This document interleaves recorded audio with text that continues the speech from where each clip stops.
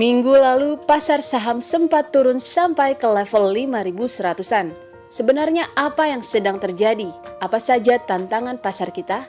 Lalu apa tips untuk para investor? Berikut analisis IHSG dari David Sutianto, Head of Business Development and Analysis First Asia Capital.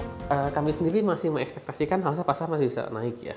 Kenapa? Karena gini, dengan adanya kemarin goal tax amnesty di pertengahan tahun, kami sudah mengasumsikan indeks punya tenaga untuk berada di atas level 5.000. Nah, dalam hal ini setelah lewat 5.000, nextnya apa? Tentu target pertama kami ada di 5.500. Jadi kami tidak sampaikan 6.000, hanya 5.500. Dan saya rasa harusnya dengan tax amnesty yang kayaknya juga kurang gregetnya, harusnya bisa mencapai ke sana kan. Tapi memang ancaman itu kan kalau lihat dari dalam negeri ya, dari luar negeri The Fed sendiri juga masih harus kita perhitungkan, tapi kami yakin setidak-tidaknya tahun ini indeks pasti akan tutup di atas level 5.000, dan bahkan kami masih berani untuk menegaskan bahwa arahnya mungkin bisa ke 5.500 gitu.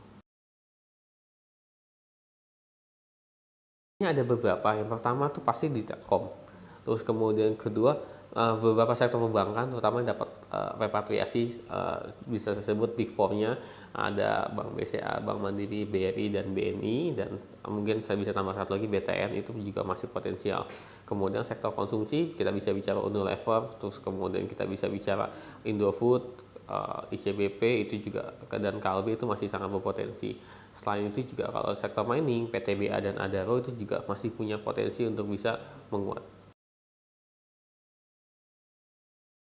Kalau long term tenang saja, Indonesia masih punya pertumbuhan ekonomi yang cukup bagus. Terakhir masih di atas 5%, sudah mulai kembali baik on the track-nya. Jadi tidak perlu don't to worry terhadap ekonomi Indonesia secara long term ke depan. Jadi saya masih sangat strong bullish untuk Indonesia dalam beberapa tahun ke depan. Nah, untuk yang short term dalam hal ini 1-2 bulan ke depan sangat banyak tantangannya. Pertama, tax amnesty di akhir September ini akan langsung kelihatan hasilnya. Good news or bad news kita belum tahu.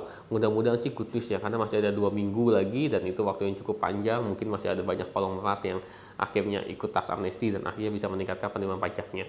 Kemudian yang kedua, kita menyoroti juga peran Ibu Sri Mulyani dalam pemangkasan anggaran.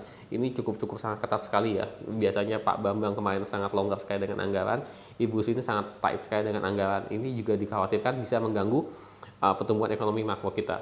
Terus kemudian yang ketiga, kalau kita melihat dari luar, The Fed sendiri ini juga masih merupakan ancaman. Untuk investor ya tadi, kalau untuk long term ya go ahead, tapi untuk yang short term Anda harus hati-hati karena trennya cukup cenderung sideways.